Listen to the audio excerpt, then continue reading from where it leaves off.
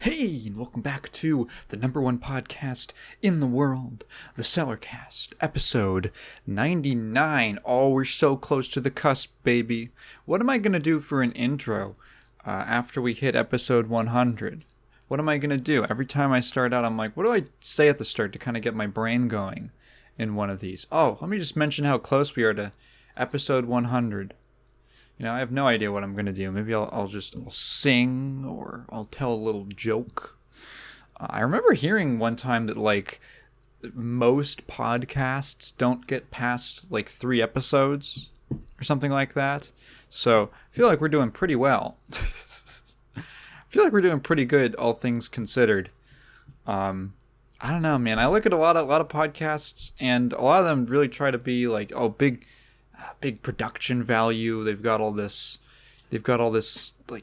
sound effects and editing and all this hoopla, and it's way more effort and care than I put into this stupid thing. That's why I can get to 100 episodes. That's the secret, is I don't try that hard and I don't put too much effort into this. Funny enough, someone asked me the other day how I juggle having 4 different channels.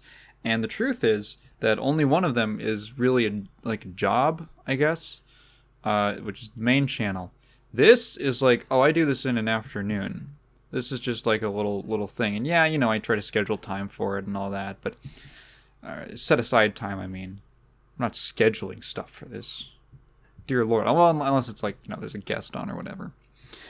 I do this in an afternoon, and then it's up usually in by the evening. The second channel, the side channel, I just make videos on that whenever I want to.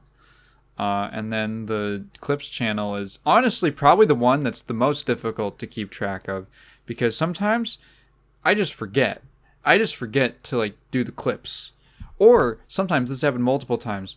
I render them out and make the thumbnails and everything, and then I forget to upload them. And they just sit for 4 days on my computer, and oh shit, I forgot to actually upload them, because I queue them all up to render out, and then I go lay down, and then I might take a nap or something, and then I get back up, and I'm like, oh, it's done. All right, I'll do it later. I don't want to do all the work of writing. Oh my god, writing a description. Oh, I'm so yeah. I don't know. It's actually not too difficult, because I don't know. I don't take most of this very seriously. That's my secret. I just don't take most of it very seriously. Yada yada yada. I've had a pretty, I've had a strange week. I've had a slow week. In many ways, had a weird week. Not too much stuff that I necessarily super want to talk about, but yeah, I don't know. I haven't really done any work this week, which makes 2 weeks of not doing anything. I had a weird thing happen at the beginning of technically at the end of last week, and I don't know. I felt kind of weird, but I'm getting back on the. Well, it's not getting back to work or something. It's just I get restless. And I kind of get forced to have some kind of inspiration, because otherwise I feel bad. And not I feel bad that I'm failing someone or letting someone down. I'm just oh god, I feel bad inside that I'm not doing a thing, that I'm not making something. I feel like I'm wasting away, right? And I don't know, it's funny because I feel like there's almost it's so weird. There's this it's like the pendulum swinging back and forth, right? There's all this, you'll hear all this talk about hustle culture, and I gotta be working 24/7. My dentist says I grind in my sleep. He's so real for that kind of thing. And as kind of a response to that, there's this kind of, no, you don't have to do work, and and you should take breaks and stuff like that. And then you hear that, and it's it's really easy then to counterbalance for me, as I'm I hear all that, and it's really easy for me to swing back all the other way where I'm like, oh yeah, just taking a break for like 2 weeks. And then I realized after that no, I actually like working. I like doing work. All these fucking lefties are going to tell you, like, you shouldn't be working. What do I mean, lefties? Like left-handed people, like me. I feel like that's such a fucking common thing. The problem is I read too many fucking, like, lefty subreddits, right? I do. I really try. Oh, this is like a totally different topic. That's a different thing. I read too many lefty subreddits. And there's always this, like, kind of overarching prevailing thing of, like, I don't know, I don't get what they want to do. I know what they don't want to do. I just don't know what they want to do, like, at all. Like, what's their ideal? Like, what should you be doing in your life? It's just about, like, what you shouldn't be doing for the corporations and the such and all that. And I'm like, but when I don't do anything, like, there's, like, a thing inside me that's, like, restless and it stirs and it feels bad. What do I do then? I never get any. I just tell fucking, like, no, don't clean up the Mr. Beast chocolate bars on the shelves. Don't clean up the Mr. Beast chocolate bar. Actually, you should go fuck it up. You should go fuck up those Mr. Beast chocolate bars on the shelves at the Walgreens or wherever they sell those things. So that'll really stick it to him and not the employee who's just like you that has to clean it up. Yeah. Yeah. Let that fucking wagey do it. Let that fucking wagey clean it up. Don't let those kids clean it up for them.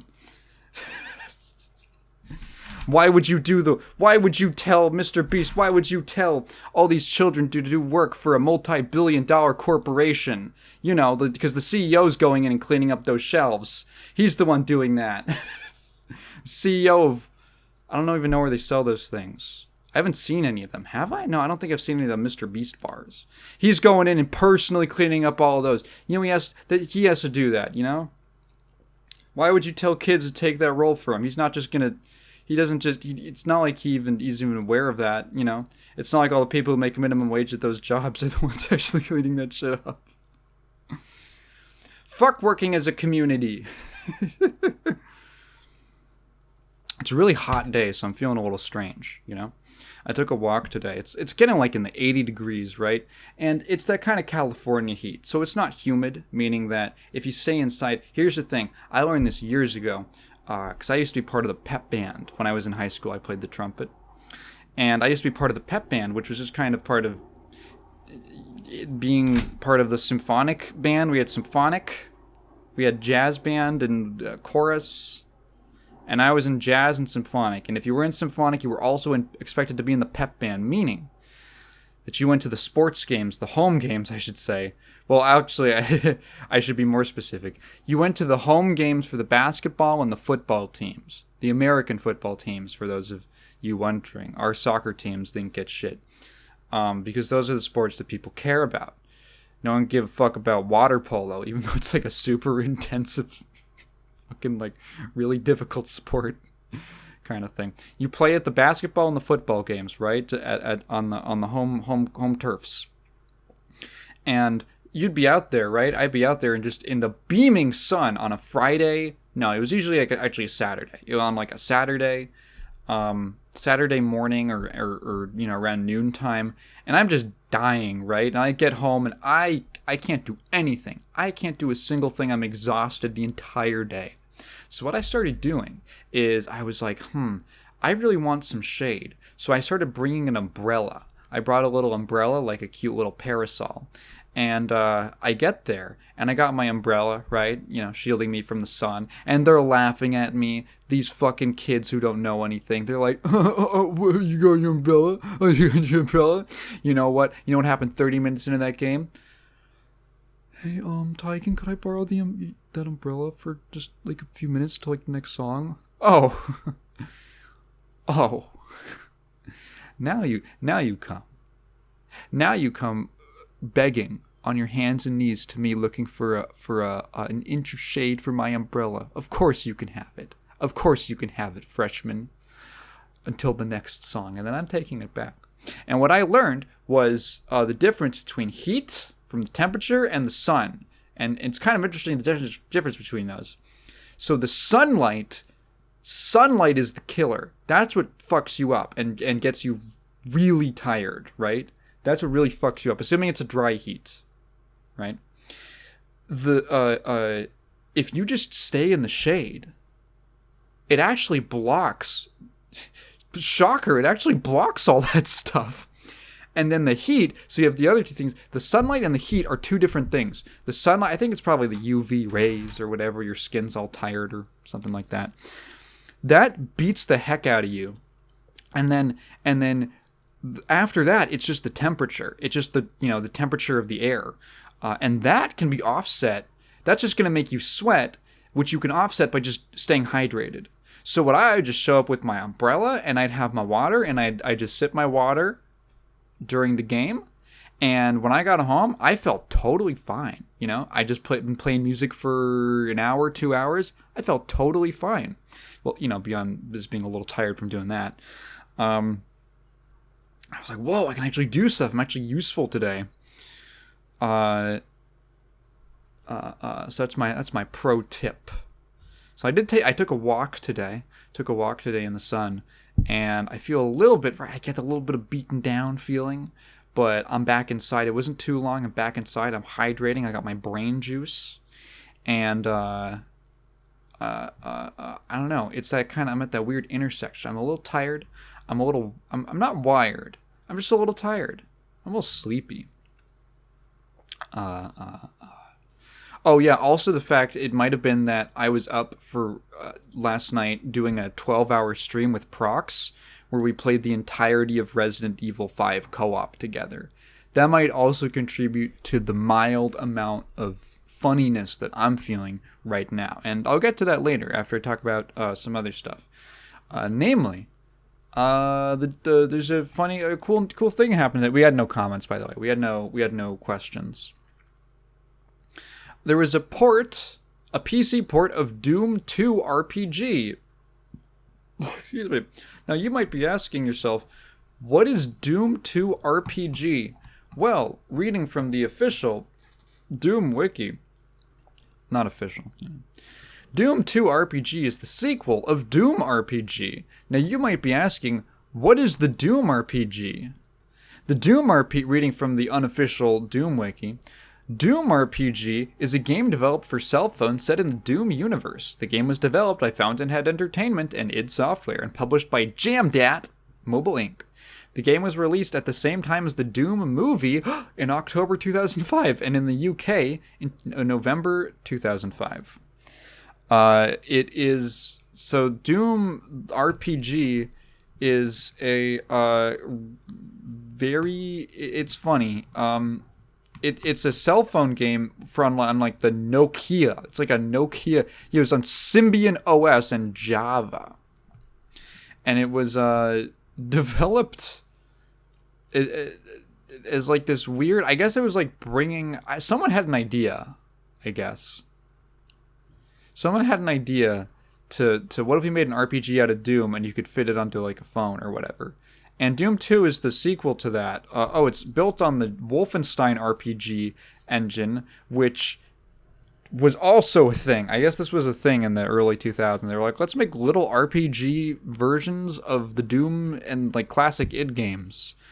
So the Doom 2 RPG is this very curious little thing. It's I haven't played the original, but it's just been ported by fans to PC. You can play it right now. I'll link it down below, as usual. And when you look at gameplay of it, it's like it's in first person, and you're walking around like a Doom tech base environment, and I'm assuming later on hell. And there's like weird kind of real-time combat with different Doom monsters, and they've got like recolors like you'll find in an RPG with like different strengths and stuff like that, and different weapons, and there's like I think different playable characters. Yeah, there's 3 different playable characters. Which is, I don't think any of them are technically Doom guy. You're just some guy. Anyway. but you look like the Doom guy. I guess it's like a uniform that he's wearing. Yeah, so go check that out. It's neat. You ever wanted to play Nokia phone games on your PC? Now you can.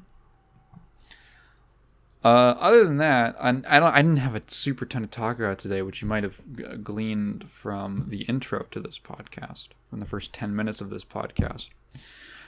Kat and I finished the Before trilogy. So last week I talked about Before Sunrise. Last week I talked about Before Sunrise, and I gave an extremely positive review to it. We both really loved it. The 1995 Richard Linklater romance movie starring Ethan Hawke and Julie Delpy, falling in love in Vienna. Really, really great movie. And after that, I was just kind of tired. It was really sweet. It was heartwarming. And I just emotionally, I was like, I don't want to watch another one right now. I just want to relax. And this week, however, we decided we finished it because we wanted to see what happened next. There's 3 movies. We want to see what happens next. And oh boy, so this is going to be like a full spoiler thing. So if you're at all curious about these movies or interested in them based on my review of the first one, I would recommend clicking off. But before that, a really quick disclaimer about these films. So I think Ryan popped into Prox's stream the other day while I was on, and he said that something about like, oh, hey, would Before Sunrise be a good date night? It sounds like a good date night movie. And I was like, yeah, exactly. And that was before we watched the rest of the trilogy. So I'm going to give you all a heads up right now. So Before Sunrise, excellent date night movie. Before Sunset, excellent date night movie. Before Midnight, terrible date night movie. Do not watch it. You can watch it together, but don't expect it to be like, this is not a good one. It's going to be uncomfortable. Don't go in expecting like a romantic thing, right? Or in the same kind of way as the first 2 movies. Watch it because it's the last one in the trilogy, but and you want to see how it ends. But yeah. So with that, I just want to get that out of the way. We get the full spoiler review of the rest of the trilogy. So Before Sunset, this movie, I am not a big crier at films, right? I can't even remember the last time I cried at a movie since I was like after the age of like 10 or something like that. In the last like 11 years, I can't remember the last time I've cried at a movie. I teared up a little bit at Before Sunrise, but I wasn't like, full on crying or anything. Before Sunset had me fucking bawling. I was in shambles. I was crying so goddamn hard. Okay, so the movie's like 80 minutes long, and we're like, okay, let me get into it. Okay, so Before Sunset. How do I keep messing these up? So Before Sunset takes place about 9 or 10 years later, right? Let's just say, to keep the numbers clean, 10 years later. Every single one of these movies was filmed and so every single one of them takes place in basically the year that it was filmed. And were all filmed approximately 10 years apart.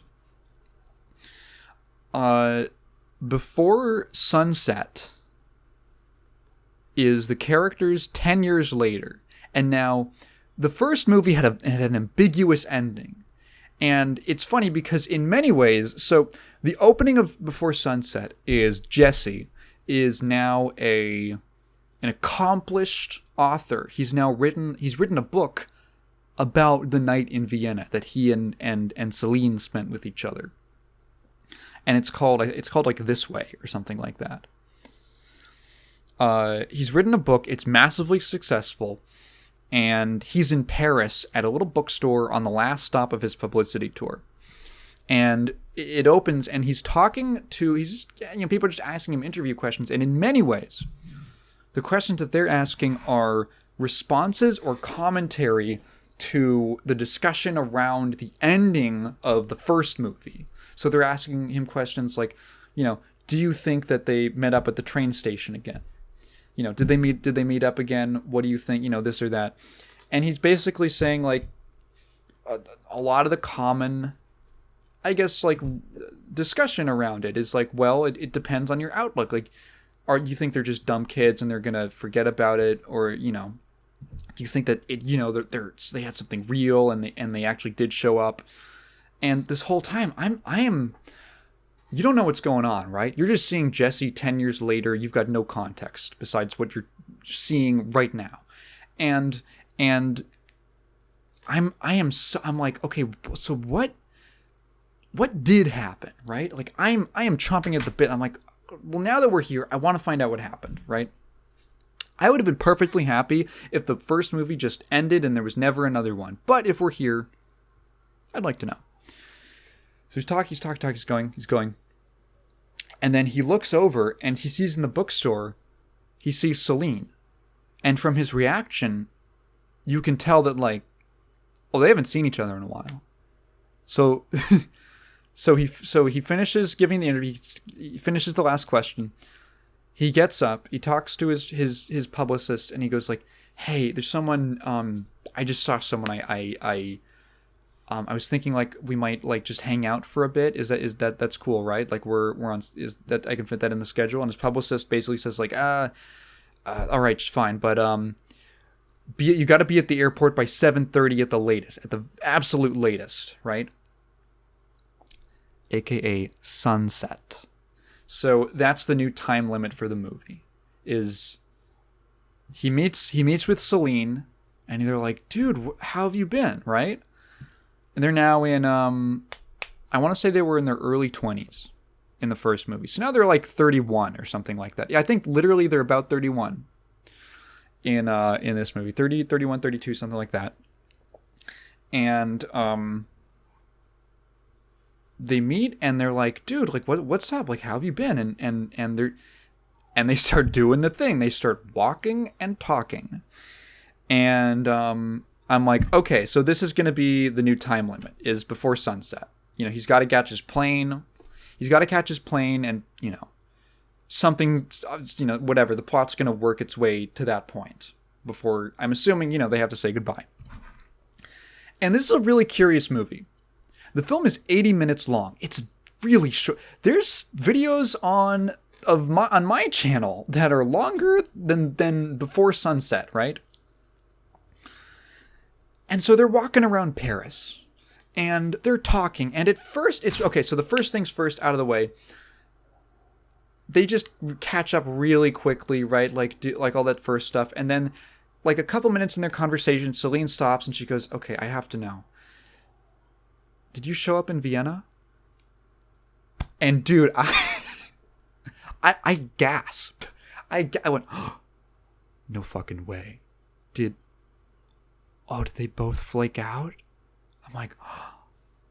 And Jesse, he just kind of looks around and he's just, did I show up in Vienna? And he's kind of looking around, and I'm like, oh no, they both fucking missed. And it's just one of those things you gotta fuck, dude, they actually missed the date. Fuck, dude. And I'm just sitting, like it was me, like it was like, it's me with this regret. You're like, fuck. And he's like, like things happened, and she goes, oh, okay. All right, I'm okay. I'm relieved, right? I'm relieved. And then he stops and he goes, wait. No, wait, what the fuck? Hang on. Let me pull up the Wikipedia page for it, because the conversation happens in this really specific way. Let's see. Okay. So Celine asks, oh yeah, okay, so Celine asks him, like, well, why, what was your reason? Like, why didn't you come back? No, so basically she says, like, oh, I'm so sorry, yeah, like, I didn't show up, my grandmother died, like 2 days before, or my grandmother died like a week before the date, right before December 16th, which was when they were going to meet back up, and the funeral was on that day, and she's like, what was I supposed to do? And it's like, oh yeah, I don't blame you. It's whatever, dude. Like that's important. And then she asks him, why didn't you show up? And he just kind of stutters, and he just kind of looks around, and she's like, oh my fucking God. She's like, you did show up, didn't you? And he's like, yeah, I did show up. He did, totally. And that kind of like, the relief I felt when he says that he showed up at Vienna on the date was, you couldn't believe. I was like, oh, okay. It's like, yeah, so he did show up. He spent all this money to show up, and then was just, heartbroken, and they're just having a conversation, and she's like, oh my God, I'm so fucking, and they're like, why didn't we fucking exchange phone numbers or something? Like, that's so stupid. And they're just talking like they're 31-year-old adults who haven't seen each other in 10 years and had like a missed connection. And it's so fucking real. And they're walking and talking, and it's one of those shots, one of those, again, we go back to these long, it's so similar in style to the original, and that's a good thing. These long tracking shots of them just walking down a street, and it's just the camera's on them, and they're just walking and talking and talking. And there's just these little things, like at one point, like Celine starts talking, like Jesse's done talking, and it kind of passes off to Celine, and she starts talking, and he like looks over at her, and you can just kind of like see him just sort of like look her up and down for like 1 second, right? And it's just that look where he's just like, huh, okay. And it's just like this subtle thing that like everyone's done. Everyone's done. He just okay. He just checks her out for like half a second, like a split second. Just this like subtle little natural movement, and just this stuff happens. They go to a coffee shop, they're talking, and then they walk through a park, and to this point in the movie, after we kind of got the big question out of the way of like, well, did they show up? Now that that's out of the way and it's kind of put to rest, and they're both over it, honestly. Like, they're both like, it's been years, right? It's been years. They're so over it. And and they're walking and they're talking, and the conversation it's good. Like, they're great actors. The dialogue it's so good. Everything that was good about all the dialogue in the first movie it's just as good here. But in the first movie, it's weird, right? There's something strange about it. There's something missing. And in the first movie, it's very obvious what's going on, right? It's very obvious, like, they're falling in love. And it's just a delight to watch happen on screen. In this movie, I'm like, there's a portion of the movie in the middle where I'm like, what are we doing here? Like, where's this going? Like, it's a little bit meandering, right? And there's little hints here and there. There's new details about their lives that you're just, okay. You find out, Jesse's married, Jesse's married. He's got this kid. He loves his kid so much. His name is Henry, or Hank. So weird that Hank is a nickname for Henry, right? But he's got this kid he loves. And she asks him, how's your wife? What you do? And he goes, she's nice and pretty, and she's a good teacher, and she's a good mom, and all that. And like, you can just tell immediately, like, he's not super happy with the marriage. And then, I don't know. And then there's like this bit, right, where I'm like, what are we doing? Like, where are we really going?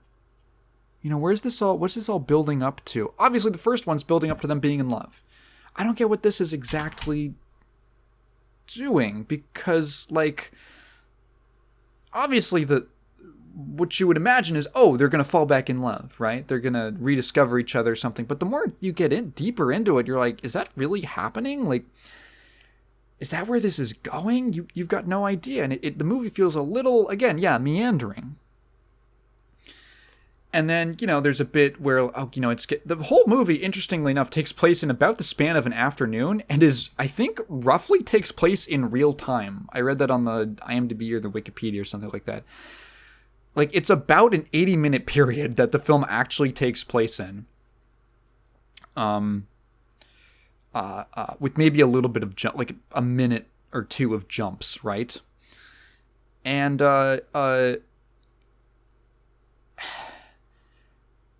there's a second thing that happens where they're walking by the riverway, and he asks her like, how are you doing? Like, you dating someone? And she says, oh, so she's working now as like she's in like she's like an environmental activist. That's her thing. So she goes around, she does all this like charitable work, she does this volunteering stuff, and she feels really great. And you can totally see, excuse me, how she got there from the first movie, right? That's a neat thing, is you can see how both characters got to the point that they're at from the first movie, right? Like Celine, she just seems like an ambitious person in Before Sunrise. She seems like an ambitious person who cares about the world, and she just doesn't know quite what she wants to do, and she's gonna like find something that means a lot to her. And Jesse, he's this very lost guy who's kind of like he feels like he's really on his own and trying to like strike it out for himself, but he's very articulate, and he has all these like really like fanciful ideas. Like, he's actually a really creative person when you watch that first movie. He's got all these really creative ideas and very like poetic ways that he'll describe experiences and things like that. And you can totally see like how he turned into like a writer or someone who like found a medium to express himself, right? And that's cool. And they never like have to bring it up. It's just like, oh yeah, these are two people with like, this is their life path. So she's talking and she goes, yeah, so I'm she's dating this war photographer. She's dating this war photographer, and he asks her, he's like, whoa, that's pretty cool. And she's talking about it. She's like, oh yeah, no, he's great. But he's gone all the time. He'll be gone for 6 months. And I'm always worried about him. And he says I shouldn't be worried. And he's in war zones. And I don't know, just sometimes I feel a little, she implies there's some distance between them, right? Like she's talking about how there's this experience where they were walking down the street or something, and they saw this homeless person, and her boyfriend, I don't think ever gets named, had to take a picture of this person. But he didn't just take a picture of them, he like went up and he describes how he was like adjusting this person's like their collar and stepping back and like taking a picture, so that it was like the most the most appealing picture of human misery that it could possibly be, almost. And she describes how it was weird, and it was almost like he was disconnected, and Jesse's like, oh, it's kind of weird, did that bother you? And she goes, oh, I mean, no, like, he does important work. And she kind of like changes the subject, and you can sort of feel that there's a dissatisfaction, right? There's a dissatisfaction a little bit in the both of them. All we're seeing is just one day in their lives. But the way that they talk about these things and the changes in their lives, there's just this stuff that they're not happy with entirely, but they're not like lament. It's not this dramatic big fucking thing, right? So they get on this boat, and just on spur of the moment, they get on a boat and they're going to take it down to a port, and then the Jesse's driver is going to pick him up, take him to the airport. They have this conversation, and then they get there, and they get to the car, and he's like, we can at least drive you home, right? Like, we can at least give you a ride home. And she's like, oh no, I can take the train or something. He's like, no. So you're like, okay, all right, like he doesn't want to stop. They don't want to stop talking, and they get in this car. And after they get into the car, all of this meandering and all this kind of like where is this going? Once they get into the car, that's real. I guess when I'd say the third act begins, because that's everything after that is like everything that you haven't even realized has been building up throughout this movie just fucking explodes. And in this like one scene, both of them go from like they're just having a pleasant conversation, and then once they're kind of done just talking about all these pleasant things in their life, Celine just starts, I don't know, like something happens, and Oh, she mentions how, she read his book and it brought up a lot of unpleasant feelings. And about, she just kind of starts going and going and going, and eventually starts wrapping around to how in her life she's had so many bad relationships. There's so many bad relationships with men, and she feels like she has to create this kind of distance between her and them, and that experience, that one night with Jesse in Vienna, was like the one time. It was like the one time that like everything was good, and she was like, fuck, this was like the one, right? This was like the one, and it just fucking slipped out of her hands. Not out of, for things kind of out of her control.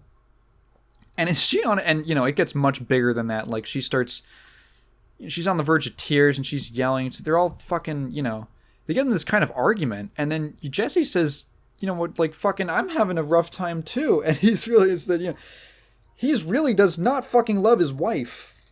And he mentioned, like, I think he, like the only reason they're married is because, like, they were just sort of on again, off again, and then she got pregnant, and they got married. And he even, like, says earlier in the film, like, he kind of just married her because, well, she got pregnant, and he figured, like, well, a man has to commit. That's what I got to do. It's, I have to commit. I did this, and now I have to be responsible and take responsibility for it. And he's ended up in this sort of weird situation where he's got this wife he really doesn't love, but this kid he fucking adores, and he loves with all his heart. And they sort of realize in this conversation that, like, they both have shit going on. Their lives, neither of their lives are at the start of the movie. It's like that layer of magic. It gets slowly peeled away. They meet up, right? And it's like, oh, dude, what's going on with you? And, everyone does this. You talk to people about what you're doing, and everything seems so cool when you just spell it out, when you just say literally what you're doing. Oh, you're a writer. You've got this fucking best-selling book. That's so awesome. You're married. You have a kid. Like, you would think he's got it made, right? On paper, he should be super happy. And Celine, she's doing what she wants. She has this partner with a really important, like, cool job, and she lives in Paris and all this shit. And she lives in this, like, gorgeous little commune. Not a commune, but it's like this apartment complex. This old Parisian buildings with these gardens and this greenery everywhere. It's just absolutely gorgeous. And she's fucking, like, miserable on the inside because there's this thing with both of them that hasn't really been fulfilled. There's this kinship that's never really been, that's never been satisfied for either of them. That they only found in each other in that one night. And and it's this big fucking thing, and it turns from this giant argument. Man, the driver must have been so awkward. He must have felt so awkward in the front seat. And then they kind of cool down, and it's out of their systems a little bit. And so they get to her place. They get out of the car, and he's walking. He's like, I can walk you to your place. He just keeps finding more excuses. And you know where the fuck this is going, right? There's no other way that this can end, right? He walks her to her place, and she says, and it's this gorgeous place. It's this everything was shot on location in Paris. This gorgeous complex of like the apartment buildings, this old Parisian architecture and gardens. They walk in the courtyard, and there's all her fucking environmentalist friends hanging out and like cooking stuff, and she says hi, and it's like this little community and that she's carved out for herself. And they're like, oh, we're gonna have some tea. They go up to her room, right? And she makes him some tea. And she's talking about how she no, this is beforehand. She's talking about how she makes music, right? She makes music. And he's like, oh, you gotta sing me a song. You have to sing me a song. And oh god, oh god. She's like, oh, I feel really embarrassed. He's like, do it. It's just me. I'm not gonna laugh at you. Come on. And she takes out her guitar and she sings this beautiful, beautiful, sweet little song. It's called, I think it's called A Waltz for a Night. And it's about their night in Vienna. It's about this beautiful little one night stand. And there's this bit where she says this person's name, Jesse, in the song, and it cuts to him and he laughs. He's like, oh my god, are you fucking serious? And I was getting teary-eyed. I think I felt a tear roll down my cheek, right? And he starts clapping when she's done, and she's like, oh, whatever, I fucking... And she gets up to make him tea. And as she's making it, he goes and he gets up. And he goes to her, like, wall of CDs. This takes place in 2004, I should mention. Say it's 2004, right? Goes up to her wall of CDs. And he picks out an album, a Nina Simone CD. And he puts it in, and it's Nina Simone doing her jazz singer thing. And they're talking, oh my god, can you believe she's already gone? Oh my god, she was great. And Jessie sits down in this fucking super reclined chair that she's got in her apartment. And while the tea is heating up, Celine starts talking about how she saw Nina Simone in concert. And how awesome she was, and how she was so spontaneous, and she starts imitating her, and how she would like stop in the middle of a song and she'd start doing a little walk, and she's doing this very exaggerated kind of hip swaying walk, and she would look over at people and go, oh hey baby, at the microphone or at the holding someone on the lights or something like that, and she's just imitating her. and she's just doing this, this little Nina Simone. She brings him his tea, and she she's still doing this little impression of her, and she starts doing this funny little dance, just this little hip sway dance, imitating how Nina Simone would walk, and it cuts back to Jesse, and this huge smile just spreads over his face for like a second. And I'm just reading into this, right? We don't know what's going on in the characters' heads. I'm just reading into this.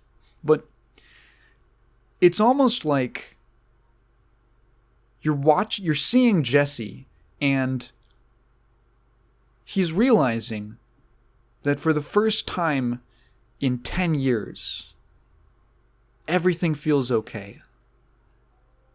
And everything feels all right. It's all normal. And it's just him and Celine in a room talking. And she's just and she's just doing this little dance. And like that's the moment. In my mind, that's the moment that he decides that like fuck, there's no other way that this is gonna go, That's when he decides he's gonna change his entire life. And she looks at him and she goes, baby, you're gonna miss that plane. And it cuts back to him. And I rewatched this scene again, right? And for like a second, he just kind of like thumbs his wedding ring. He just kind of rubs it for a second. And he goes, I know. And the most complicated smile appears on his face. It's like this incredible like joy. It's like a smile of relief. Because he knows exactly what's going to happen in the future. Basically, he knows what's gonna. This whole movie, you're waiting for him to divorce his bitch wife and end up with Celine. And now he knows what you know. And he realizes that, like, yeah, it's gonna suck, but I know exactly where my life has to go now.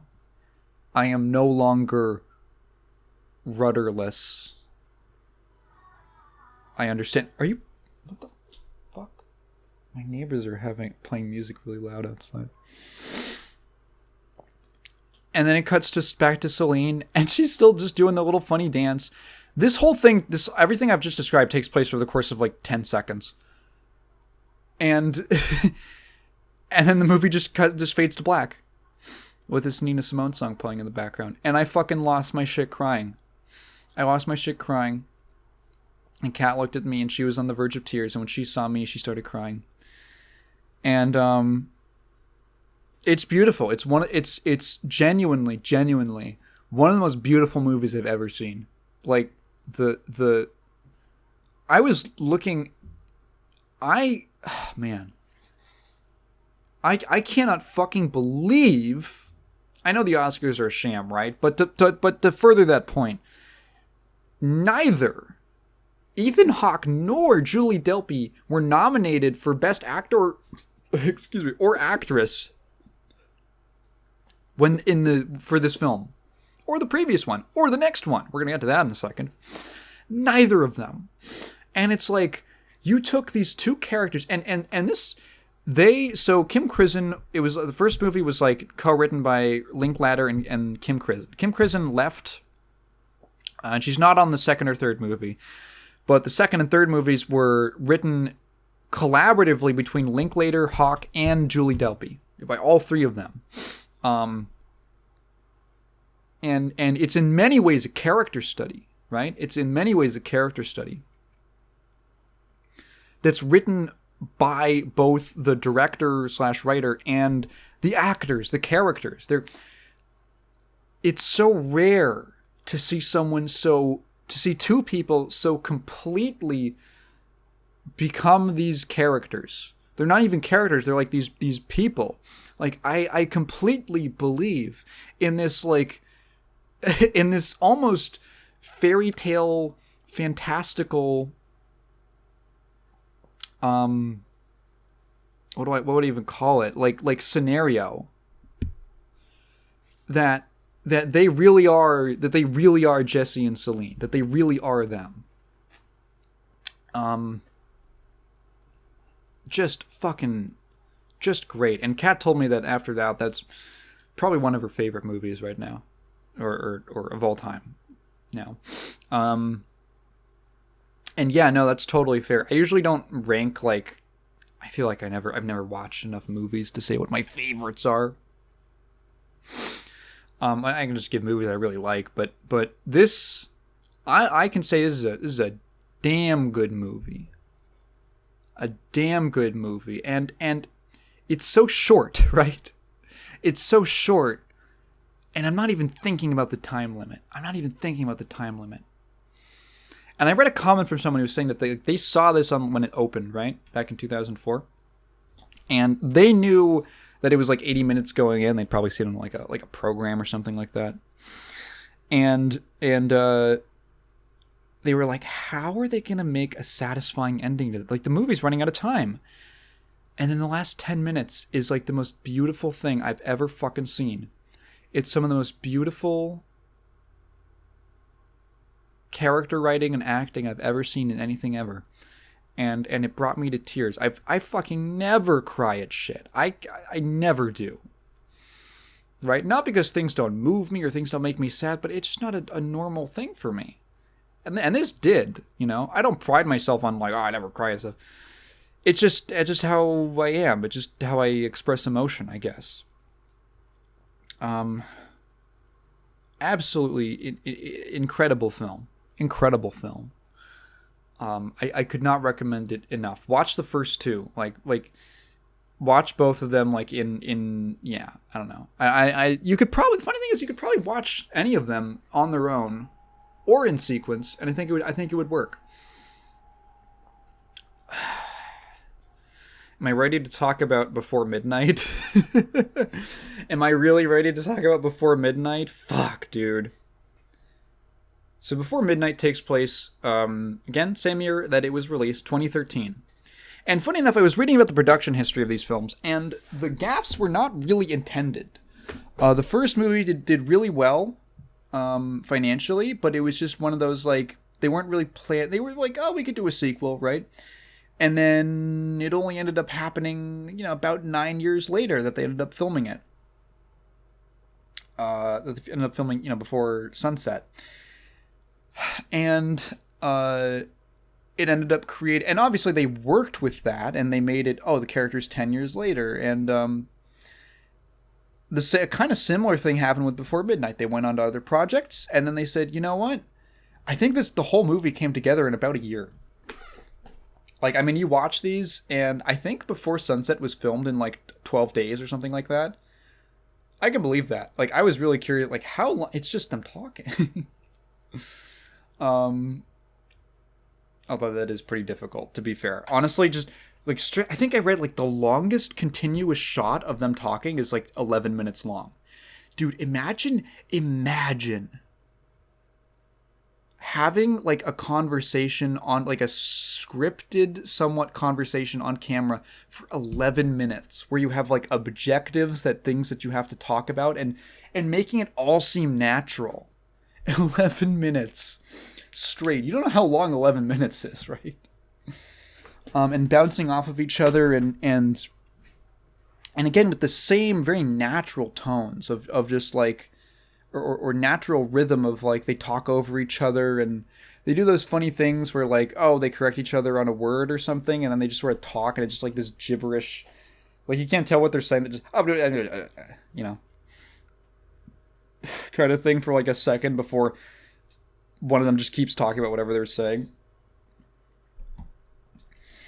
So Before Midnight is very similar. So, okay, so Kat knew nothing about this movie going into it. I knew, like, 2 details.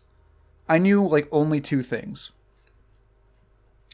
And I didn't spoil her on it, but so the film opens, and immediately there's a huge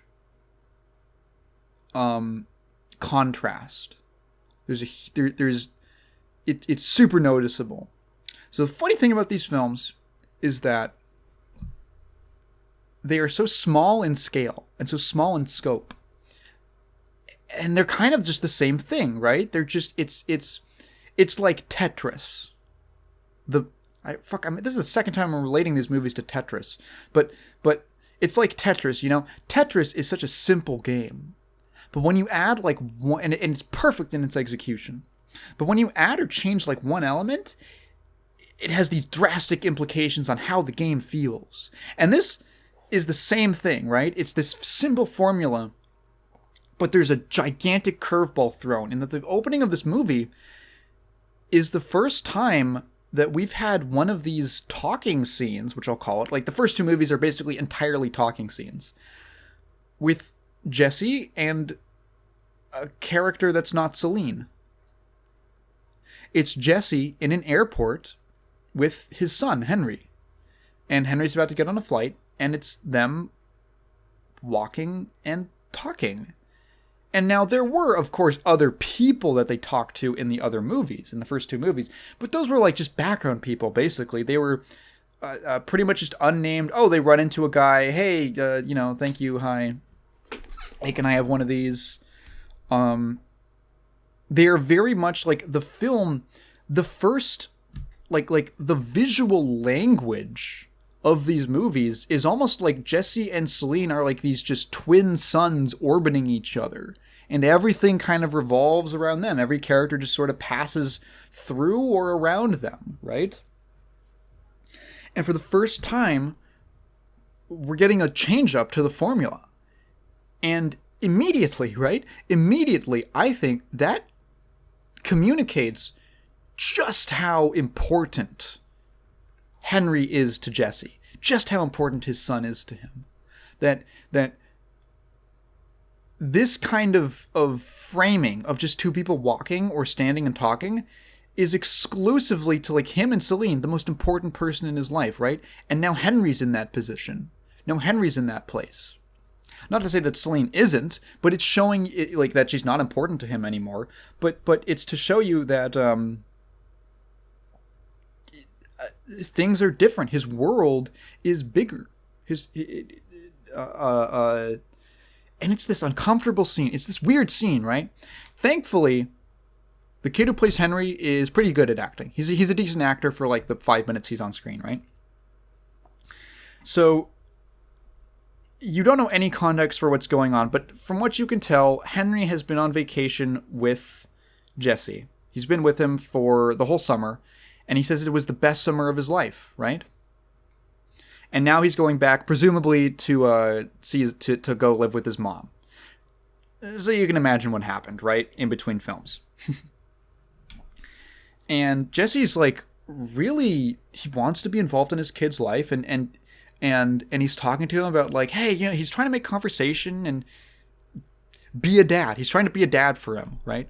And Henry's just kind of sort of aloof. He's just sort of not engaging with him super much. And you're like, oh, is that just because he's like 13 or something, or you know what? And he's just sort of like, you know, picking food out from like the fucking store at the airport, and they're at the terminal, and he's about to see him off, and Henry, I guess, plays some sort of instrument. He's in like an orchestra or something like that. And Jesse's like, yeah, I'm gonna fly out to Chicago, where, you know, I guess he and his mom live. I'm gonna fly out to Chicago. You know, I'll be there at your recital. Don't worry. And Henry goes, could you not be at the recital? I don't really want you at the recital. And Jesse is like, what? And there's this, you know, that subtle kind of blank look of confusion of like, what do you mean? Like, and kind of like hurt, and what are you talking about? And he goes, and his Henry just says, well, when you're there, it stresses mom out, and that stresses me out. And it would just be easier for everyone if you didn't show up. And Jesse's like, oh, okay. And it's like, you're like, fuck, it's awkward as shit, dude. And like, it's at the perfect age where he can actually like be articulate, right? Like about 13 years old, and he can articulate like, you know, being stressed and what causes these sorts of things. And he, you know, I think the conversation ends on a positive note. Like, he's like, no, this was the best summer of my life. Like, this was awesome. I had a great time, and thanks, and I love you, Dad. But, you know, what he said before still stands, basically. And then he leaves, and Jesse just watches him go, and, you know, he's watching him walk into the plane, down the, what do you call it? The little tunnel thing to get to the plane. And he's just watching him, and you can tell he's got so much love in his eyes. He's got so much love in his eyes for his boy. And you're like, fuck, dude, like, that's a really difficult thing to hear as a parent, I'm sure. I'm not even a parent, but like, Jesus Christ. So you know things are a little weird, right? You know things are weird. And I think one of the biggest strengths of these movies is that all you're seeing is these singular days in these people's lives. And all the things left unsaid create this nice ambiguity where you can kind of fill in. It's like real life is complicated. And these people have complicated relationships.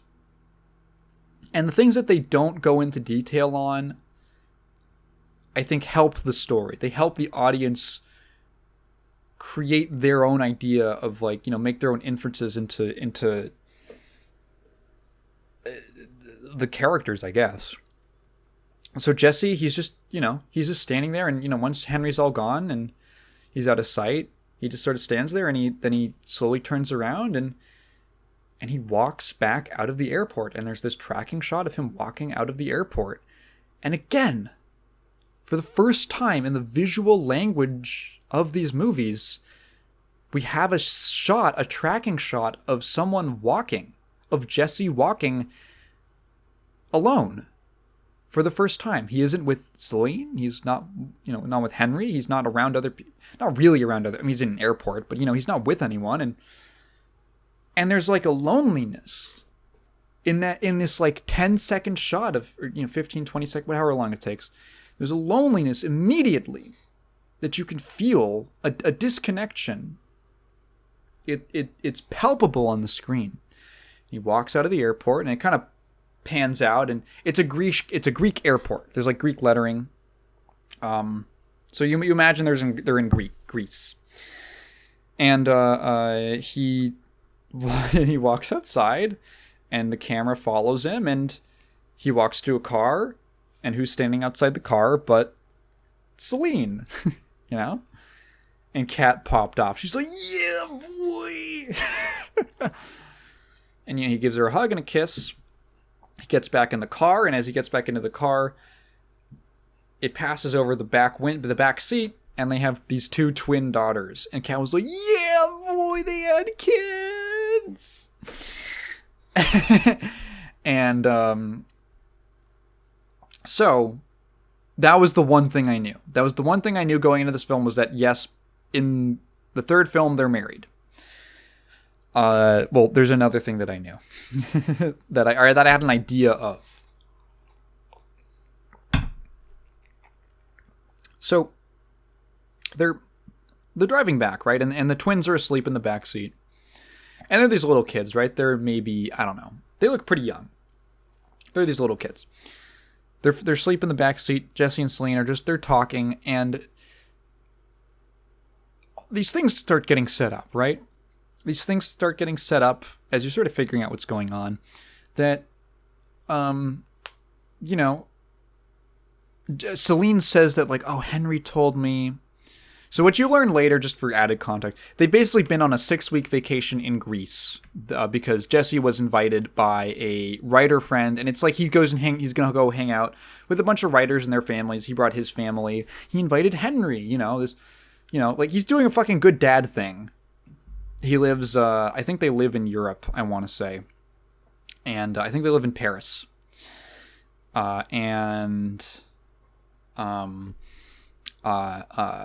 That's, yeah. So he doesn't get to see his son very often. Like maybe in the summers or something for a bit. But, take him on a 6-week vacation to Greece. That's so fun.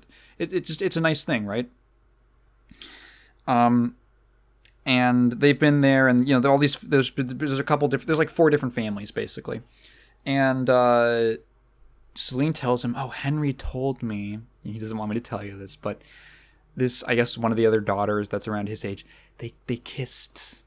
They had a little summertime romance going on this this vacation, and Jesse's like, "What? That's crazy!" And he's just. Again, just very natural kind of reactions, like, "Wow, that's so funny." Oh, you think they kept in touch? Like, they exchanged, like, how do they keep in touch? And he's like, I guess Facebook or something. It's just, the dialogue in this is again, still, again, everything that's good about the first 2 movies in terms of, like, dialogue and stuff and the acting is still on point here. But there's these other things. That's, like, the first thing. And the second thing is that, like, a little ways into their conversation, she gets a call from Henry, and they're about to take off. And and it's kind of weird that, like, he didn't call Jesse or something like that, right? Like, why didn't he call his dad? He called Celine. And she picks up the phone. She goes, "Hi, sweetie." So you can infer that they've got they actually do have a close relationship. Henry and Celine actually do like each other. And Jesse starts talking about some concerns he has, and how, the thing that he feels like Henry is in these very formative years, and he feels bad about missing out on them. And obviously what Henry said to him at the airport has really affected him. And he starts bringing up, maybe we should move to Chicago to be closer to him, or like, would you consider that? And Celine doesn't really take too well to this suggestion, because she's still on her environmental thing, and she has like a new job opportunity basically, that she could work for like the French government on like a conservation thing, and she's interested. She's maybe a little hesitant. She doesn't know if she wants to do it, but it's like a big opportunity for her. And she's just thinking about it, and she's like, well, there's you can already see the fucking conflict. They're having different ideas about what their future should be. So they get back, and they start having this bit of an argument, right? They get into just a bit of but it's not a huge one. They just get into a slight little argument in the car. They're also trying not to wake the kids up. And they cool it down. They chill out. They get back to the hotel, or to the estate they've been staying on, with this whole group of writers. And then we get this whole segment of basically this is like the last day that they're spending before they take off in the morning. And I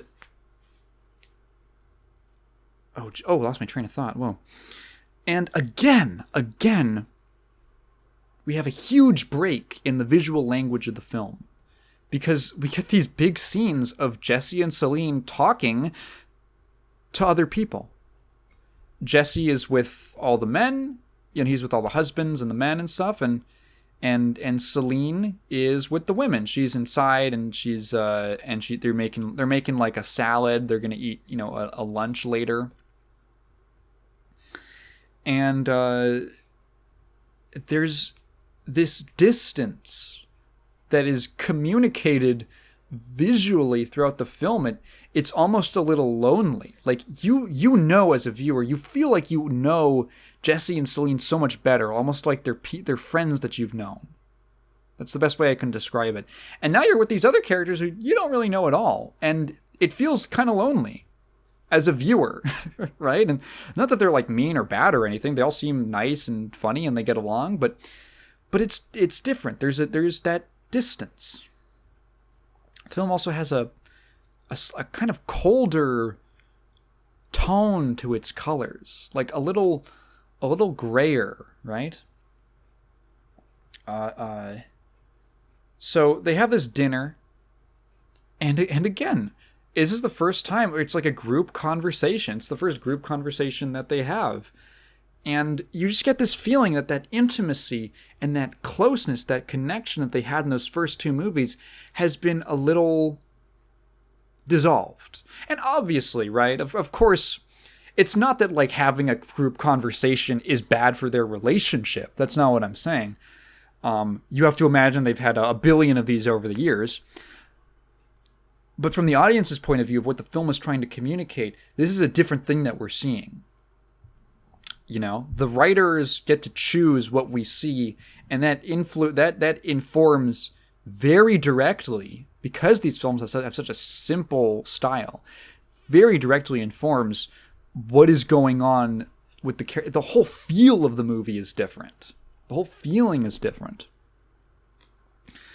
And they have a lot of these conversations about death, or things ending, right? And there's couples of, what I liked was there was couples of different age groups. So there's Jesse and Celine, they're in their 40s. I think Jesse says he's 41 at one point.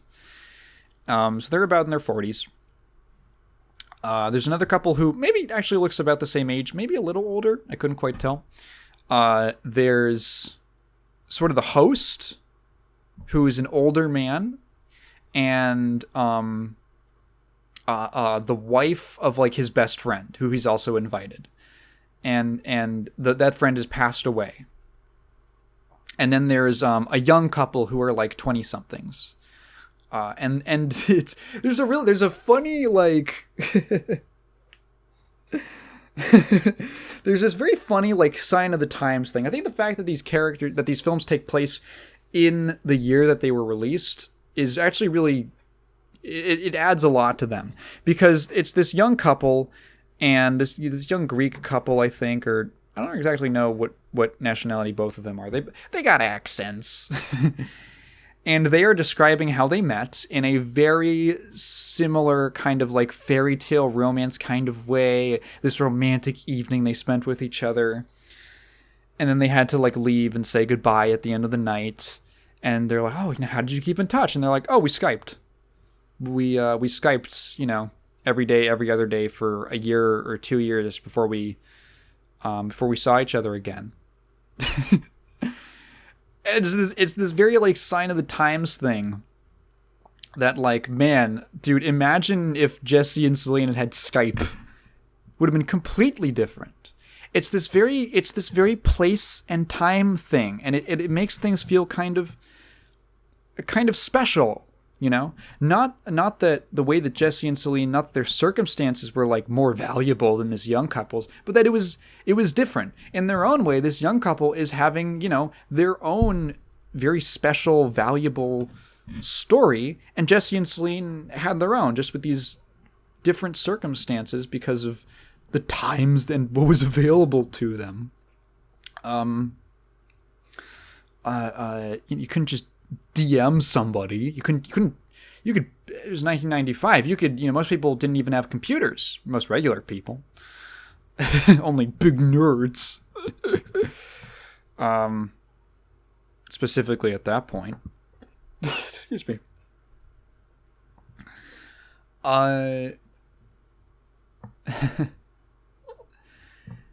And so basically it's for the last night that they're going to spend in Greece, two of their friends have purchased for Jesse and Celine a hotel room for them to spend the night, you know, romantic night away from the kids, away from everyone else. You know, you can imagine. And we get one of these. Oh, I should mention really quickly. In the scene where Jesse's talking to his other writer friends, he's talking about this book he wants to write of these people who all. The book is basically, would be centered entirely around a bunch of people with different perspectives. The perspectives of different people who have different. What would you call them? I guess mental conditions, but they're more like specifically about perspective and memory. So, you know, there's one person he describes who, and these I think are all based off of real things that exist that might be really rare, but they're like real conditions that have been recorded medically. Like one guy who cannot recognize faces. He can't recognize faces. You know, he looks at his wife of 20 years and she looks like a stranger. He doesn't know her. Well, he knows her, but she doesn't look familiar. And he looks at his own face in the mirror in the morning and he doesn't even recognize himself. And then, you know, another person who's the exact opposite. It's this old lady or something, or this woman who recognizes everyone. She has a completely eidetic memory of faces, and she remembers everyone by face. And she lives in this big city, but to her, everyone is perfectly familiar. And she sees someone walk past her on the sidewalk, and she said, "Oh, I took the train with them 5 years ago," kind of thing, right? And you know, someone else who perhaps maybe every time they look at something, every time he looks at something, he sees the end of it. You know, he sees a fruit and he imagines it, you know, being spoiled or being rotten or being a tree or something like that. He sees a person and he imagines what they're going to be like at the end of their life, and he sees, you know, the transience of everything.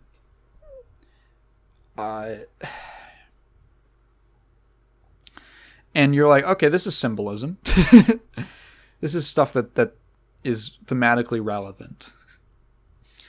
So Jesse and Celine, they take a walk in the evening to this hotel room, or it's like it starts in the like around noon after their lunch, and for the first time in the movie, we get one of the classic scenes of them walking and talking, and it's so nice again. It feels like you're with friends again. It's so nice, and a lot of their conversations are about death. It's about like extremely long-term things. There's a kind of realism and a kind of a sober kind of realism and pragmatism to the way that they're talking about, like, you know, which one of us do you think is going to die first? You know, would you go to my funeral, or what would you do for my funeral, or something like that? And they're in Greece, right? They go to these this like super ancient church from like the 1200s or something like that, and they're just surrounded by this ancient history. And they just keep walking, and they're surrounded by all these ruins, right? These ruins of things from the past. And they're and all of these things are about the end of things. Obviously, death is like the most extreme manifestation of an end, right? And they have like one conversation. They have one topic where they I think Celine asks, one of them asks the other one like, no, Celine asks, would you, if we were on that train, if it was us right now, and we'd never met, and you saw me on that train as I am right now, as you are right now, would you have asked me to get off with you? And he's like, he just can't answer it. It's such a difficult hypothetical question. But the fact that he can't answer it is like, there's some hesitation. There's some second guessing about the relationship. She asked him, and she does this in every fucking movie. She asks him these trap questions, this female shit that she does, where she asks him these unwinnable questions. And she did this in Before Sunset, where she says something like, do I look prettier, or do I look prettier now, or was I prettier back then? Like, what the fuck? There's no right answer to that. And he goes, or no, how do I look now compared to then? Something like that. And he goes, skinnier. And she goes, oh, was I fat? Do you think I was fat back then? He's like, God, motherfucker. Why do you even ask these questions? You just want to be mad at me. You want an excuse to be mad at me. What's your deal? She asks him a question like that, and he's like, it's like, fuck, how do I win with that? So, and God, I mean, at the start, like, he mentions, he's like, I didn't tell you, but I got a text right before lunch, right before our meal, that my grandmother died. And she's like, oh, God, damn.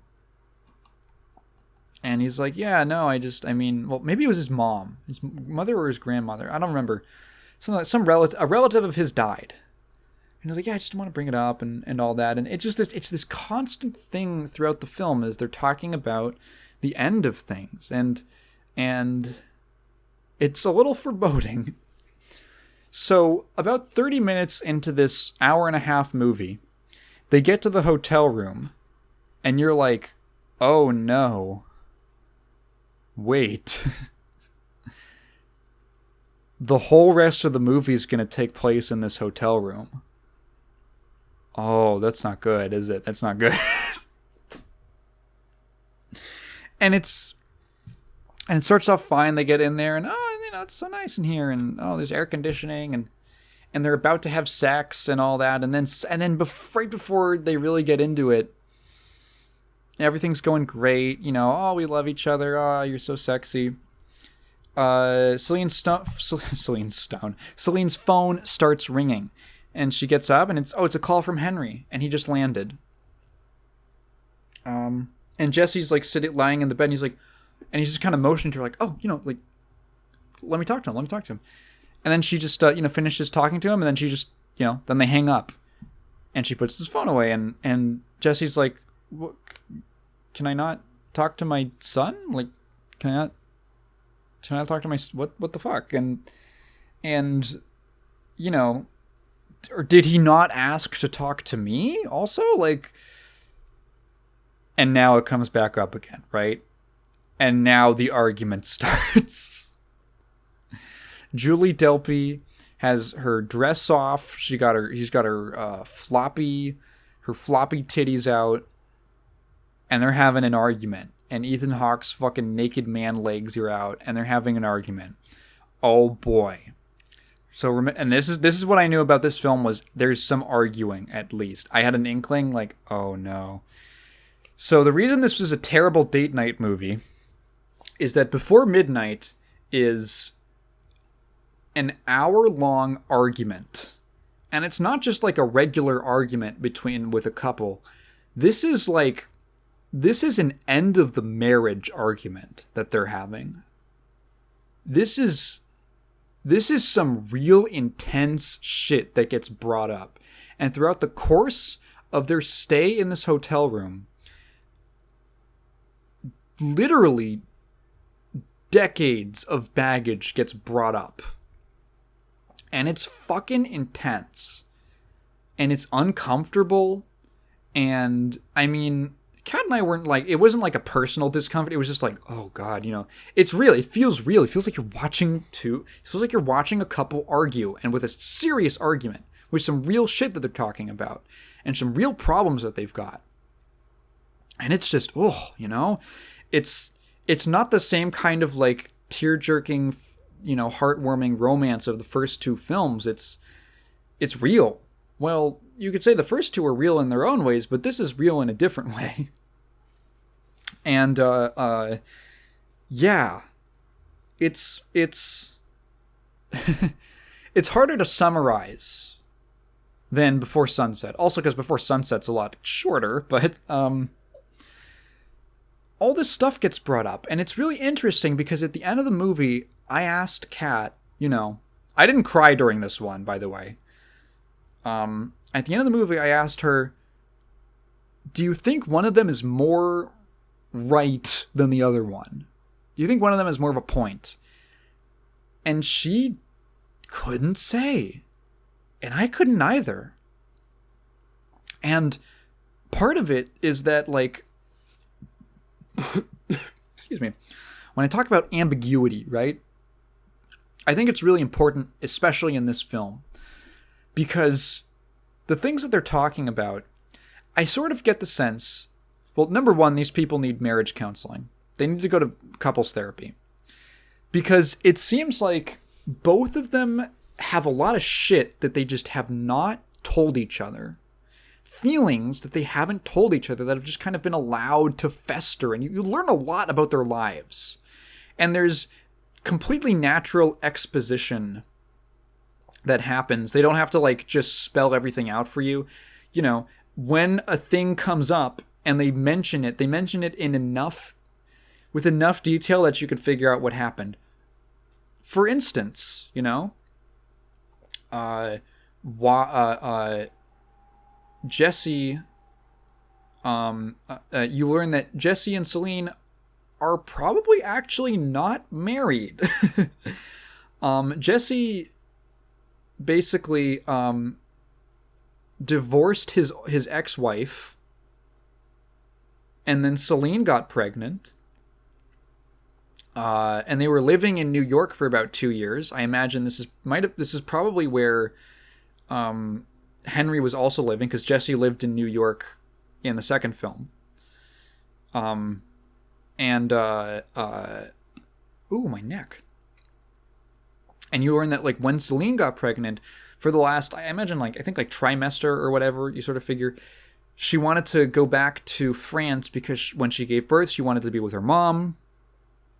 And Jesse, of course, came with her. And while he was gone, the ex-wife took it as an opportunity to basically get full custody of Henry and then move to Chicago and leave Jesse completely behind in the dust. She fucking hates his ass. And it's like, does she have, like... I mean, she's a little justified. He did cheat on her, technically. You get it, right? You get it. But it's like, you know, he did cheat on her. I want to say that they divorced. Oh, I don't know if they ever super clarified it, but I want to say that they officially divorced before he got with Celine. But, like... So that created a lot of, like... There's some feelings from that, right? And he's not going to say, like, you're a bad person for wanting to be with your mom when you were giving birth. He never complained. But there's, like, you know, your thing ended up really causing a lot of problems for me. If you just given birth in the U.S., you know, and we didn't leave, maybe I could have gotten joint custody or something like that, and I wouldn't be in this fucking situation. And that's, like, real shit. And then she tells him, you know, on her own account, right? Like, well, you know, ever since we had kids, I feel like I don't. I feel like this is a very natural, relatable thing for a lot of people. Is that she feels like she's kind of been limited. Like she's this very ambitious woman, and she hasn't been able to do all the things she wants in her life. She hasn't been able to, or she's been so busy, like raising 2 children, and Jesse's busy. He's like, flying off to do writing things, and he spends all this time working, and she doesn't have any time for like hobbies or stuff like that. And she mentions like, oh, he was away for like 6 months or something. And she would, the kids, the twins, they would stay up all night and because they couldn't get to sleep, and she had to take them out in the stroller, and she almost got mugged and shit. And it's this, she almost got mugged a few times. And he, it's Jesse's face. And he's like, what the? He's like, you never told me. And she goes, yeah, I think I almost got raped one time. But I think he didn't do it because I think he felt so bad for me. And she just makes this little comment like, yeah, it's the best part about being a woman over 30 is you don't get raped or something. Your chance of going raped goes down. And it's like this fucking little joke she cracks in the middle of this horrible, traumatic story. And it's so real. It feels like a real person telling you all this shit, right? I think he even kind of laughs at it like, fuck. But he's like, why didn't you tell me about? There's this like lack of communication sort of on both of their parts, and it sort of comes from these character traits that have been set up throughout both movies, right? So like Celine, you can believe, is the type of person, and she mentions that she's like, oh, when the kids were born, she felt completely unprepared to be a mother. Like once she actually had to do it, she felt completely unprepared, and she had no self-esteem about it, and she just was beating herself up all the time about what a terrible mother she was being, and she never felt like she could tell Jesse because she was so ashamed. And Jesse was calling her all the time while he was gone, asking her how she is, how she's feeling, how the kid's doing, and you can tell, like, of course he loves his kids, and Jesse, fuck, it's like neither of them are completely wrong, right? Because it's like they have this shit that, like, they don't talk to each other about, that they don't communicate to each other about. That's Celine's thing. You get the impression throughout the first 2 movies that she maybe is a little more reserved with expressing her feelings to people, or things that she doesn't like. Like when she talks to, back to Before Sunrise. When she's talking about how her boyfriend was photographing that homeless person, it reminded me a lot of the scene from Before Sunset where there's a palm, they're sitting down, there's like a palm reader. And the palm reader comes over and she reads Celine's hand, and she gives her this nice flowery thing about how great and how all these places she's going in life, and Celine gives her some money afterwards, and Jesse, who thinks the whole thing is just a bunch of, hullabaloo, basically is like, yeah, okay, whatever, and he's visibly like kind of not interested, and she reads his palm for a second and then says like, he's learning, or something very short and almost catty. And he doesn't give her anything, right? And then he goes off after she's gone about like, what a con artist. And Celine's like, no, I really liked what she had to say. Like, I liked it. Why can't you just let me be happy and not be a fucking dick? Well, she says that later. Sorry, she says that later because Jesse asks her, like, is there anything I've done that like really annoys you? And she goes, well, yeah, like, I didn't really like how you acted back there at the palm reader. I thought you were kind of a dick. Like, why couldn't I just be happy with what you said to me? And he's like, fucking fine. Yeah, whatever. Yeah, you're right. Right? And it's I think, like, she could tell that to Jesse, but it was like she couldn't tell that to her war photographer boyfriend. She couldn't say that kind of thing. And even Jesse had to, like, ask her directly and coax it out of her. And oh, my neck again. I'm so stiff. So I can totally believe that Celine would be the type of person to just kind of hide the negative things that she's feeling from another person, from either like shame or not wanting to cause a problem, or it feels in character with her. Now on the flip side, Jesse also has some things that, he's been struggling with. And I think at one point, he basically gets... There's like this, again, this like compromised resentment of, I have this diminished relationship with my son indirectly because of my wife, right? And he doesn't blame her. He doesn't really blame her, and he's clearly never brought it up, but it's been on his mind, and he's never really got to say it. Because, like, what the fuck, like, it's not right? Like, it's completely his ex-wife's fault, right? For being a total piece of shit. And trying to hurt him by taking his son away from him.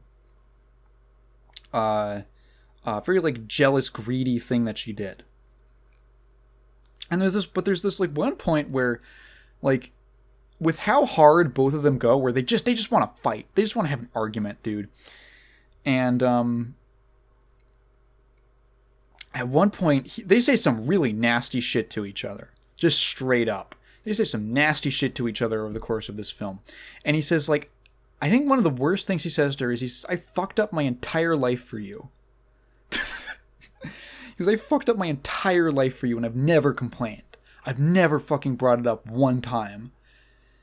And you sort of get the idea that both of them have had, to put it in simple terms, both of them have made these extreme sacrifices for one another.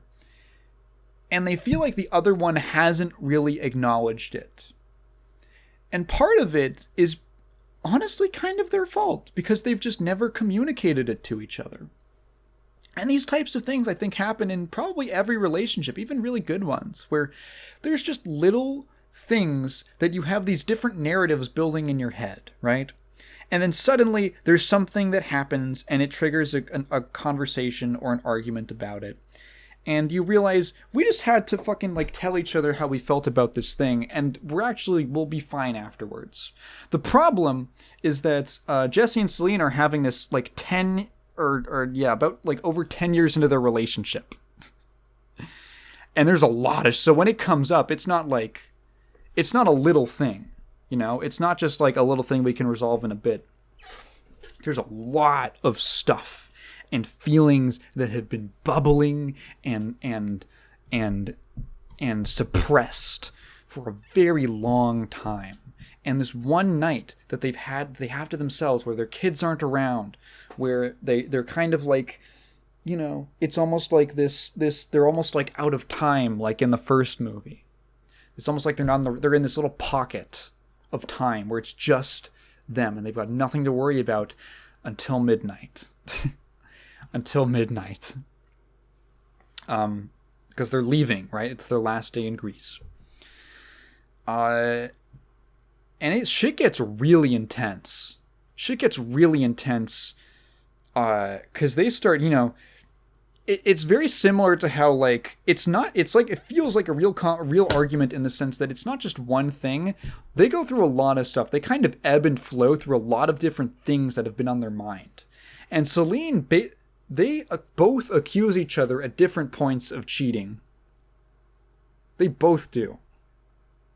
And it's this like fucking shocking, like, Celine says, like, what did you, I've never asked you about, that one night that your phone wasn't working. And he's like, what the fuck are you talking about? She's like, in, like, Warsaw or wherever, and when you were on your book tour.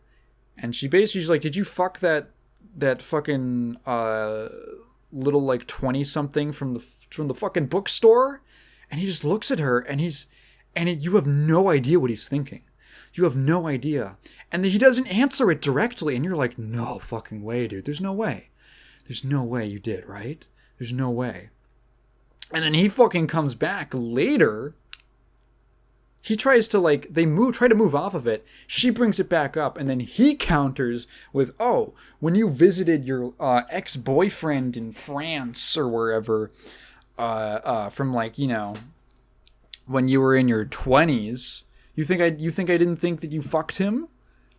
And she's so fucking upset when he says it. She gets so fucking mad. She just storms out of the room. She comes back in, and she says, And she says, I'm falling out of love with you. And then she leaves again. And it's like, fuck. It's like fuck. And Jesse's just lying there. And there's a second where he kind of like rubs, I think he does the same. No.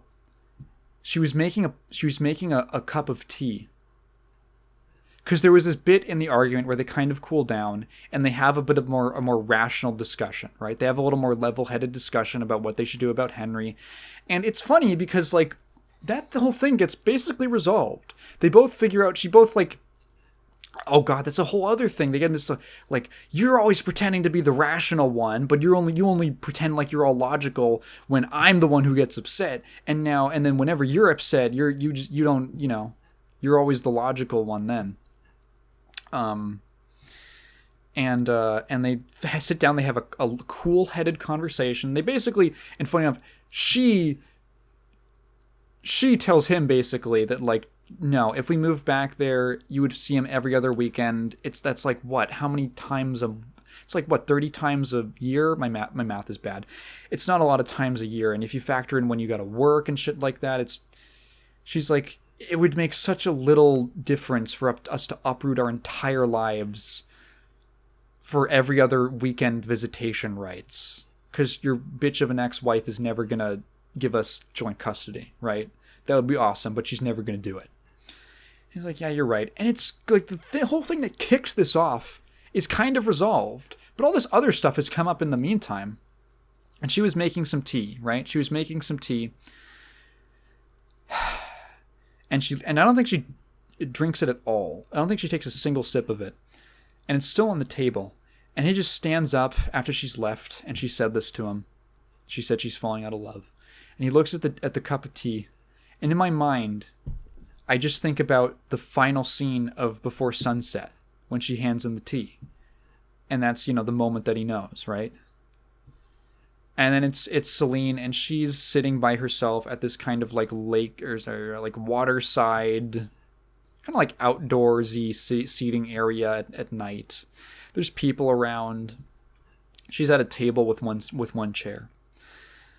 And Jesse shows up, and he pulls up a chair, and he does this bit where he pretends like he doesn't know her. And she's very, like, unamused. She's like, okay, whatever okay, yeah, uh-huh. And he pulls out this letter, and he basically tells her that he's a time traveler. And he met her when she's like 80 years old, and she wrote herself a letter. Which I think harkens back to an earlier, I don't know if it was in this movie or the previous one, of him talking about, no, it was a letter, it was in this one. It was a letter that he wrote to himself when he was like 20 something, for him to open, like when he was 18, he wrote a letter to himself to open when he was 40 or something like that. So there's like a reversal of that, where he's written a little letter as an 80-year-old Celine to her as like a 40-year-old.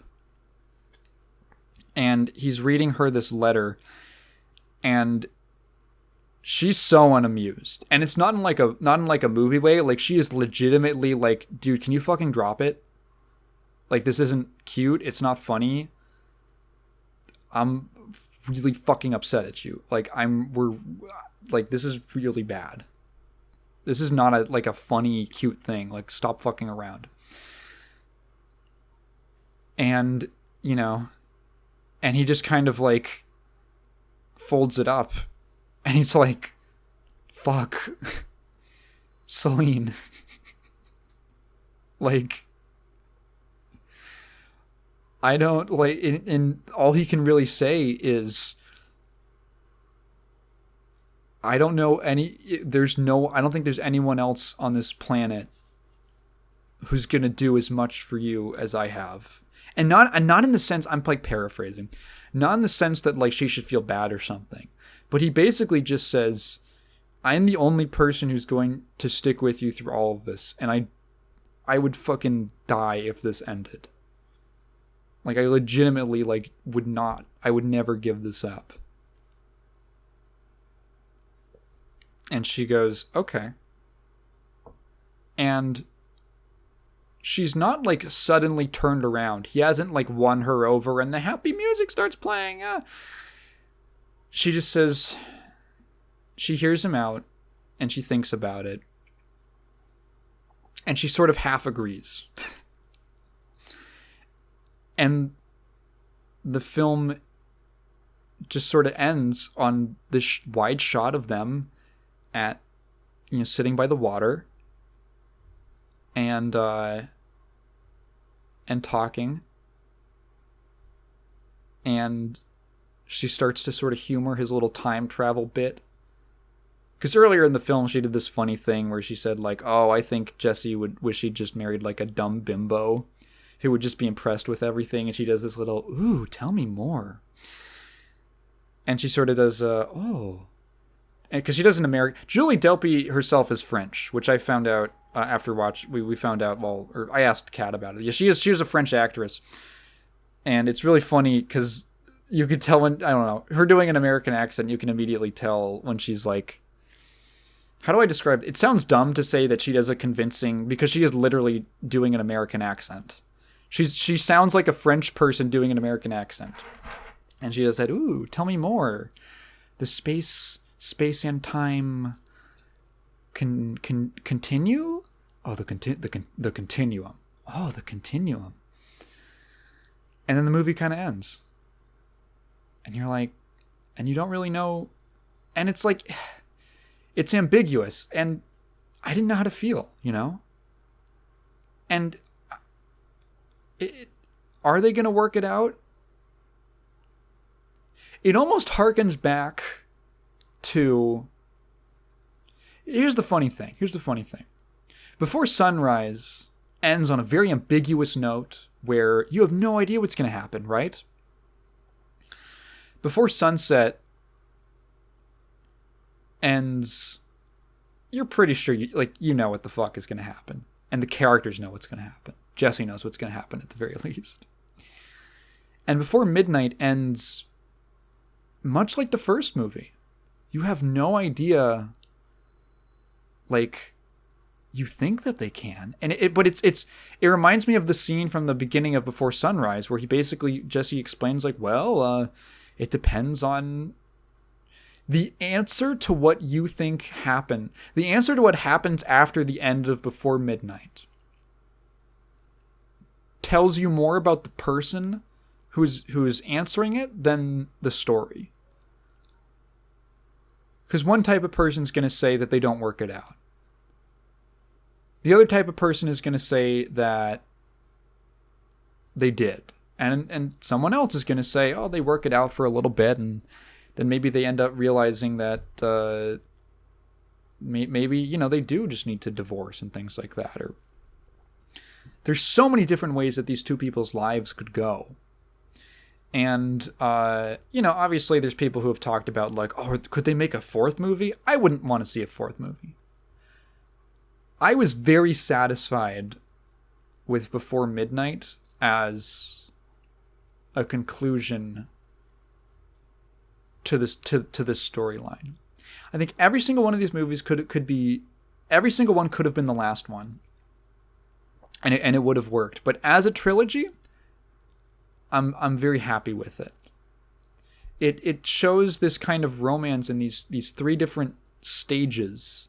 These three different stages of growing up, of being this like young 20-something to being older and more established, but still kind of ambitious, and then to being kind of settled and having to deal with what you've got. There's this immediate tension as soon as they get into the hotel, because they're in a box. They're in this little boxed-in room, right? This little boxed-in room. It's dark. It isn't warm like Celine's apartment. There aren't these big windows with natural sunlight and all this. It's this kind of drab-looking, honestly kind of drab-looking hotel room, and with ugly colors, and it's like their marriage. They're just in this little box, and they have to work it out. I think they could. I'm the type of person, I think they do work it out. I think they can. Like, I honestly, if we're going to imagine that they're real people, which they feel like real people, I really do think that if they went to, like, couples therapy and they actually gave it a shot, that their marriage is totally salvageable.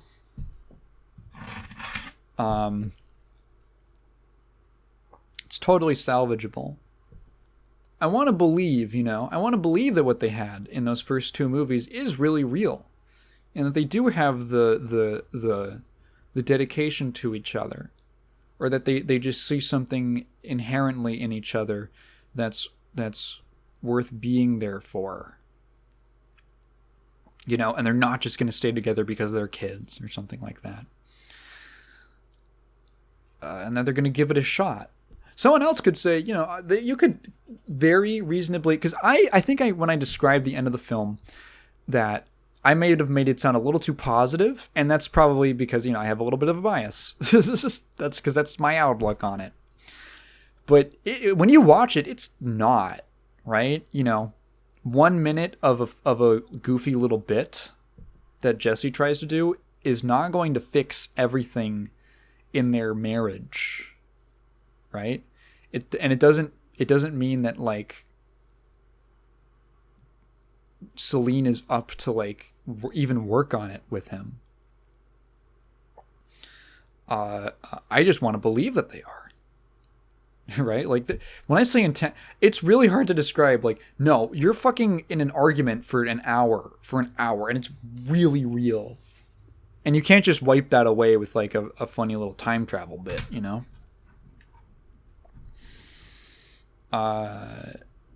God, these are some really good movies. Very different each one of them, and in the kind of story that it's telling.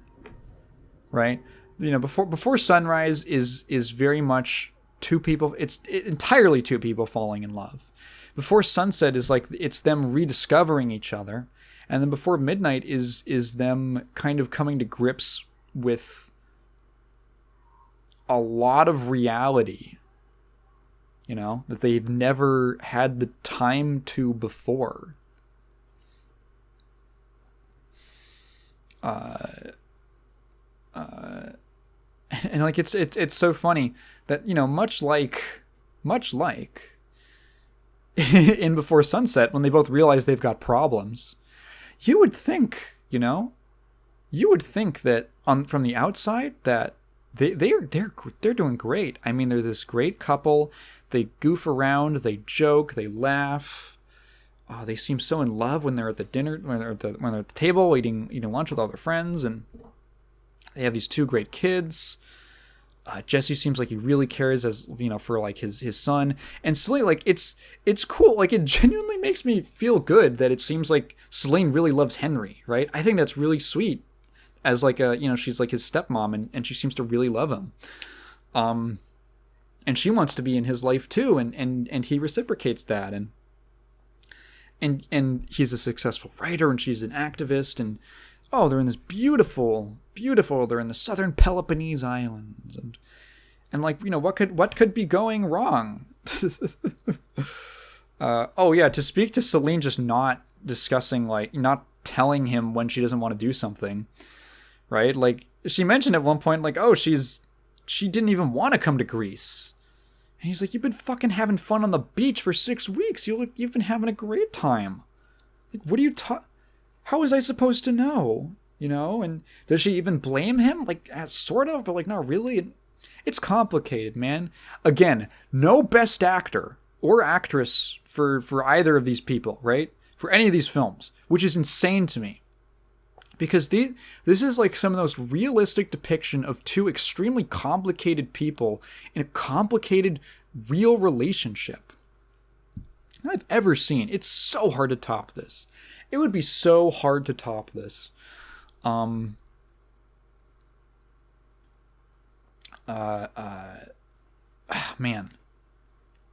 What a good movie. What a good movie.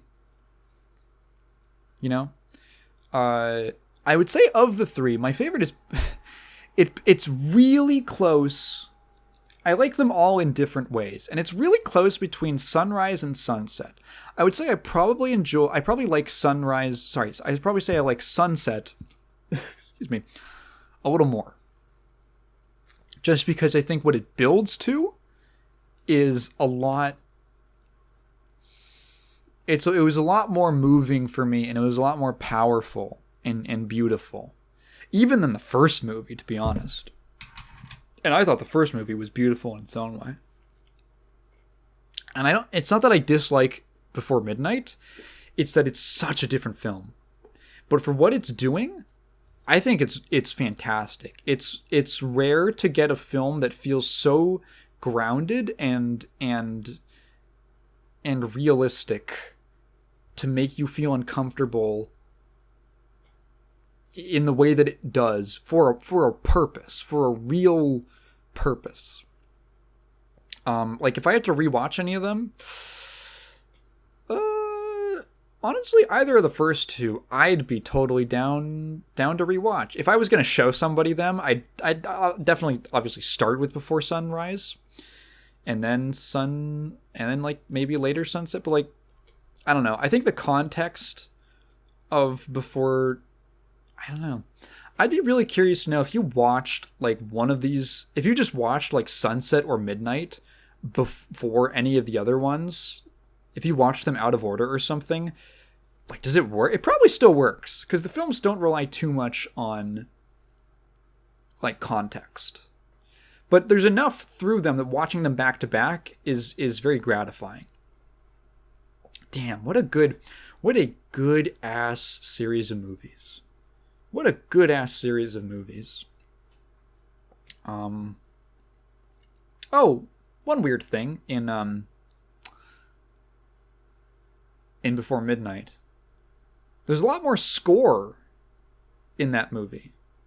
There's a lot more score, like just soundtrack in there, like a non-diegetic soundtrack compared to the first two. And when I say a lot more, I think like one instance. Wait. I'm just thinking about it right now. So, in the first two films, background music that's, not in the scene. Obviously, there's music that's happening in the scene that you're hearing, that someone's actually literally playing. But other than that, all of the actual like soundtrack plays either at the beginning or the end of the film. And in Before Midnight, I want to say some plays at the beginning, and then it plays at the end. But before that, there's a bit where it plays in the middle. And it's after Celine tells Jesse that she's not in love with him anymore. And she storms out. And Jesse stares at the teacup, and then he stares at the door. And there's a song playing. Oh my god. Was that intentional? Is that like the director's way of telling the audience, again in the language of these films, that this is the end? Or that this could be the end? Because then I think the song stops when we cut to Celine. Like, if the film had cut right there to credits, how different would it be? Right? How different would it be? And Jesse chooses to stop the song from playing. He chooses to keep the movie going, and he says it's not, he makes the decision that it's not going to end here. That's why I believe it. That's why I think they're going to work it out. That's why I think they're going to work it out, baby. Because Jesse, through the language of filmmaking and pattern and establishing and breaking patterns, Jesse has decided, at least on his end, that it's not going to end here. He refuses to let the credits music play. He refuses to let the music play. That's beautiful. If that was intentional, that's wonderful. That's a genius choice. I wonder. I wonder, man. I think I'm good. I think I'm done. I've been talking for almost 2 hours about these goddamn movies. Yeah, next episode 100. I want to do like a live stream thing. So look out for that. And yeah, I got nothing else. I'm gonna get back to work. I got the Patreon. I got the whatever. Check me out on Prox's stream on Tuesday, which should be the day after this goes up. It should go up on a Monday. After this goes up, it'll be on Tuesday, the 16th. He and I are going to be playing Melty Blood on stream. I'm going to tell him on his channel. I'll tweet it out. And I'm going to be playing Melty Blood with him. Because oh, fuck. When we played, I guess I never got to Resident Evil 5. I can talk about that shit later.